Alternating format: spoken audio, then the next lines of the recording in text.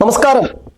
നമ്മൾ വിളിക്കുന്ന മുദ്രാവാക്യത്തോട് അല്പമെങ്കിലും മര്യാദയും ആദരവും പുലർത്തണം ഏത് സംഘടനയും. ഇവിടെ അതൊന്നുമില്ലാതെ കിരാതന്മാരെ പോലെ പ്രവർത്തിക്കുന്ന ഒരു സംഘടനയുണ്ട്.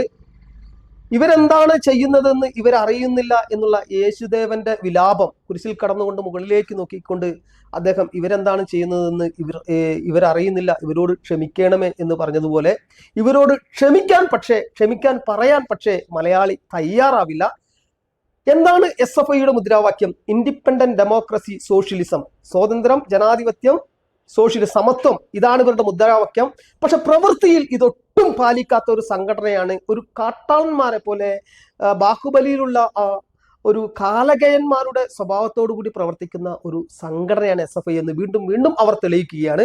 ഞാൻ പറഞ്ഞു വരുന്നത്, പാമ്പാടി NSS കരയോഗത്തിലെ കുറച്ച് വിദ്യാർത്ഥികൾ, അവിടെയുള്ള ബാലസംഘത്തിലുള്ള കുറച്ച് വിദ്യാർത്ഥികൾ, അവർ പള്ളിക്കത്തോട് തെക്കും തലയിലുള്ള KR നാരായൺ ഇൻസ്റ്റിറ്റ്യൂട്ട് സന്ദർശിച്ചു. മുൻകൂർ അനുമതി വാങ്ങിയാണ് അവിടുത്തെ ഭരണ സമിതിയോട് ഇല്ലെങ്കിൽ അവിടുത്തെ ആളുകളോട്, അധികാരികളോട് അനുമതിയെല്ലാം വാങ്ങിച്ചാണ്. പക്ഷെ ഇവർ ഈ പ്രദേശത്തിന്റെ മൊത്തം അധികാരികൾ അവർ പഠിക്കുന്ന വിദ്യാർത്ഥികൾ മാത്രമാണ് എന്ന് മനസ്സിലാക്കേണ്ടതുണ്ട്.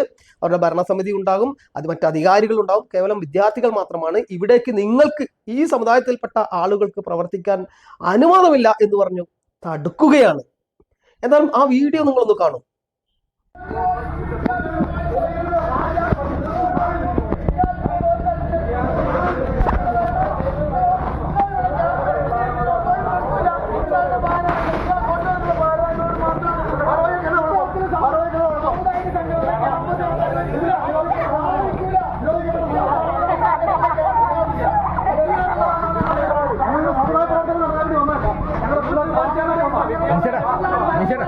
ആവശ്യത്തെ എടുക്കുന്നുണ്ട്, പേടിക്കണം.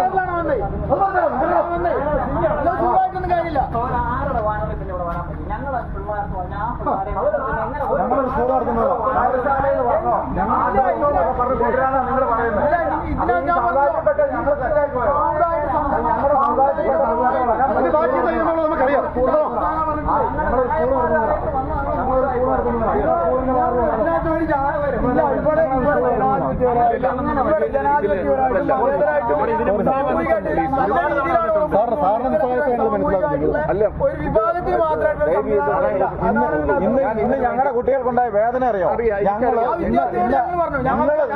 വിദ്യാർത്ഥികൾ, നിങ്ങൾ പറയണ്ട, ഞങ്ങളുടെ കുട്ടികളോട് ഞങ്ങൾ പറഞ്ഞോളാം. നിങ്ങൾ ആ വിദ്യാർത്ഥികളുടെ നിങ്ങളറിയാം, ഇന്നലെ രാത്രിയാണ് ഈ പരിപാടികൾ നടക്കുന്നത്. ഞങ്ങളാണ്, അതുകൊണ്ട് മാത്രമാണ് ഇങ്ങനെ സ്ഥാപനത്തിന്റെ പ്രശ്നമാണ്.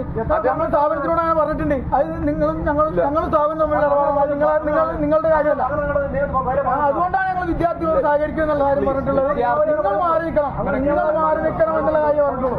നിങ്ങൾ മാറി നിൽക്കണം എന്നുള്ള കാര്യം പറഞ്ഞിട്ടില്ല. നിങ്ങൾ മാറി നിൽക്കണം എന്നുള്ള കാര്യം പറഞ്ഞിട്ടുള്ളൂ. വിദ്യാർത്ഥികളോട് നമുക്ക് ഒരു എതിർപ്പില്ല. വിദ്യാർത്ഥികൾ വരട്ടെ, വിദ്യാർത്ഥികൾ ക്ലാസ്സിലിരിക്കട്ടെ. രാവിലെ കുഞ്ഞുങ്ങൾ നിങ്ങളുടെ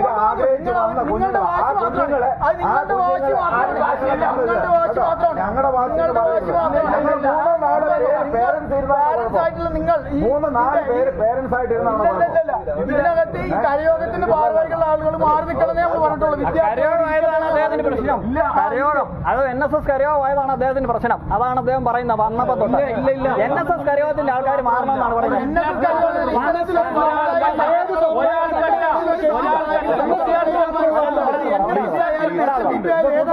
സമുദായ പ്രവർത്തനം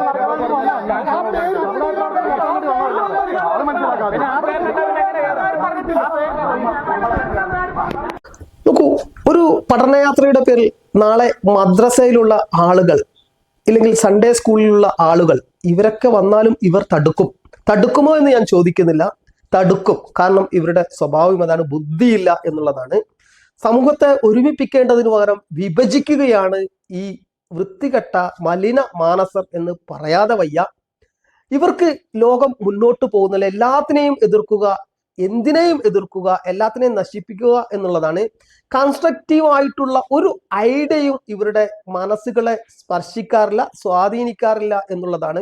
വലിയ ആദർശം പറയുമെങ്കിലും സമൂഹത്തിന്, ലോകത്തിന് ഇവർ ചെയ്ത സംഭാവന കൂട്ടക്കൊലയും ഏകാധിപത്യവും ഏകാധിപതികളുടെ സ്വത്ത് സംഭാവനവും മാത്രമാണ്. കമ്മ്യൂണിസം എന്ന ഉട്ടോപ്യൻ ഐഡിയ കൊണ്ട് ലോകത്തിന് നന്മ ഉണ്ടായതായിട്ട് ആർക്കെങ്കിലും പറയാൻ കഴിയുമോ? കമ്മ്യൂണിസത്തിന്റെ പേരിൽ ഉടലെടുത്ത ഭരണകൂടങ്ങളെല്ലാം തന്നെ ഏകാധിപത്യത്തിലേക്കും മനുഷ്യാവകാശ ധ്വംസനങ്ങളിലേക്കും കൂട്ടക്കൊലകളിലേക്കും നമുക്ക് ഹോളോഡോമോർ പോലുള്ള പട്ടിണിക്കിട്ട് കൊല്ലലുകളിലേക്കുമായിരുന്നു പോയിട്ടുള്ളത് എല്ലാ കാലത്തും.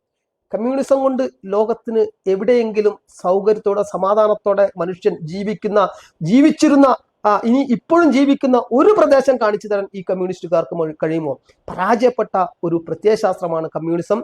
അതിന്റെ ഒടുവിലത്തെ തെളിവാണ്. മനുഷ്യനെ മനസ്സിലാക്കാൻ കഴിയാത്ത നരാധമന്മാരുടെ കൂടാരമാണ് ഈ കമ്മ്യൂണിസ്റ്റ് പ്രസ്ഥാനങ്ങൾ എന്നുള്ളതിന് തെളിവാണ് ഈ NSSലെ ബാലസംഘത്തിലെ പിള്ളേരെ മക്കളെ തടഞ്ഞത്.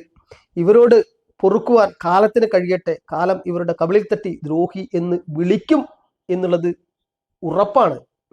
മറ്റൊരു വീഡിയോയുമായി വീണ്ടും കാണാം. സഭ്യമായ രീതിയിൽ നിങ്ങളുടെ അഭിപ്രായങ്ങൾ കമന്റ് ബോക്സിൽ രേഖപ്പെടുത്തണം എന്ന് അഭ്യർത്ഥിക്കുന്നു. നന്ദി, നമസ്കാരം.